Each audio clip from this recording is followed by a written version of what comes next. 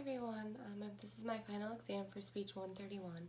I decided to do this speech as an informative speech. I'm going to be doing it on ALS. I decided to do ALS because I know a couple years back there was the ALS Ice Bucket Challenge all over social media. I was on Facebook, Instagram, Twitter, all things like that. I know I even seen some clips of it on the news. And it was just something that was going on to bring awareness to ALS, and I think it's very important that awareness is brought to this, so I just want to talk about that and inform you guys a little on it. ALS is a progressive disease that affects nerve cells in the brain and the spinal cord. It's also known as amyotrophic lateral sclerosis. Amyotrophic comes from the Greek language. A means no, myo refers to muscle, and trophics means nourishment. So this means no muscle nourishment. When a muscle has no nourishment, it wastes away. Lateral is the area of the person's spinal cord where portions of the nerve cell that signal or control the muscles are located. And this leads to hardening or scarring, scoliosis in the region. So that's where its name came from. That was just some kind of background on it. When you have ALS, motor neurons reach the brain from the spinal cord and the spinal cord to the muscles throughout the body. When you have ALS, unfortunately, that is contracted and doesn't happen the way it's supposed to. ALS progresses the motor neurons, and most people with ALS, it eventually leads to death. When the motor neurons die, the ability of the brain to control muscle movement is lost. Voluntary muscle actions are progressively affected. People may lose the ability to speak, eat, move, and breathe. The motor neurons that are affected when you have ALS are the motor neurons that provide voluntary muscle movements. So this would be like you being able to pick up your phone and send a text message, or being able to brush your hair, things like that. Anything you do voluntarily, you can't do anymore. There are different types of ALS: spartiactic and femoral. Spartiactic, which is the most common form of the disease in the U.S., accounts from 90 to 95% in all cases. It can affect anyone, anywhere, from the ages of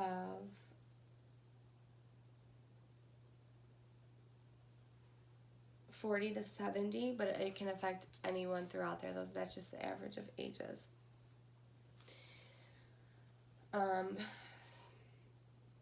Familial accounts from 5 to 10% of cases in the U.S., and that means that usually this case is inherited, so it came from a family member somewhere down the line. There's a 50% chance of offspring will inherit the gene, which may develop the disease. The initial symptoms of ALS can vary in people. Some people have a symptom of just like a voice change. Another person has symptoms of they can't even pick up a coffee cup. The survival mean time usually is 3 to 5 years when somebody is diagnosed with ALS, but that can differ. Some people live up to 10 years with it. Some people can pass away within months of having it. There's currently no cure for ALS, and based on the United States population studies, over 5,000 people in the U.S. are diagnosed with ALS each year. That's 15 new cases a day. Every 90 minutes, someone is diagnosed with the disease and someone passes away with it. It's estimated that at least 16,000 have the disease at any given time, and most people who develop ALS are from the ages of 60 to 70, and the average is they're 55 at the time of diagnosis. So we can see that it kind of affects older people, but it can also affect children. ALS is 20% more common in men than women.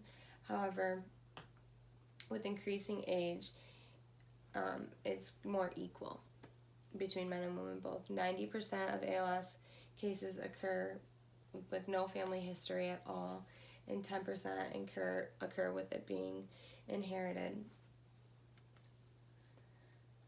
One big thing that stood out to me the most when I was reading about this and learning things is the estimated cost to develop a drug to slow or stop the progression of ALS to be approved is anywhere between $2 billion and $3 billion.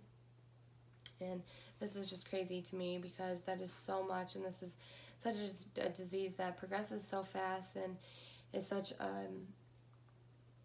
it's common, but it's also very rare. But I feel like it's something that needs to be brought to people's intentions because that is such a huge amount of money. If we could do research, if people become more educated on it, we could do more funding and more things like that to maybe help it.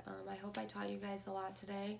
You kind of got a background of ALS, and I hope that this brings it to your attention so we can do things on it and just kind of help fund people with it, just so people know what it is, and we can progressively slow this down. Thank you for everything. Have a great end of the semester, and goodbye.